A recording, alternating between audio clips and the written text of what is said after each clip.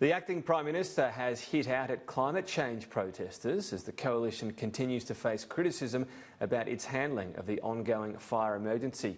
Let's go live to political reporter Eliza Edwards in Merimbula on the New South Wales South Coast. Eliza, you're travelling with the acting PM today. What's his response been to the protesters we can still see behind you? Well, yeah, Tom, as you can see behind me, this group of climate protesters has crashed the acting Prime Minister's event here at Merimbula Airport. He was here to announce an expansion of the airport, more tourist operations, but these climate protesters argue that the acting Prime Minister should not be focusing on local issues when there's a national crisis facing this country, and that is the bushfires. They've linked this to climate change, saying that the government isn't doing enough on climate action, but Michael McCormack hit back. Well, they've got a right to protest. They've got a right to turn up here and wave their placards and shout all they like.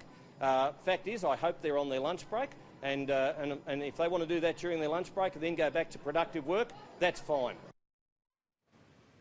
Yeah, that old chestnut probably wouldn't be everyone in the country working right now, given it's December 18. Anyway, Eliza, the Department of Agriculture report shows changes in the climate have reduced profits for cropping farms by more than $1 billion a year. Yeah, that's right. This ABARES report is pretty tough to read. It shows that crop farm profits have plummeted by 22% over the past 2 decades. That represents about $18,000 for each farm.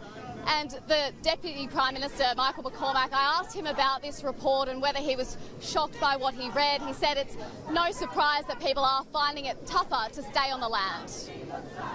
Well, it's going to have an impact on farmers' profitability, and going forward, they need to look at that when they're deciding what they're actually going to do on their farms. And I know there's been a lot of diversification in farming in the past few decades. But what I don't want farmers to do, and particularly those school leavers who yesterday in New South Wales would have received their high school certificate results, to think that there's not profit to be made in farms. And whilst I appreciate ABARES doesn't give out these statistics lightly, there is a big future in agriculture.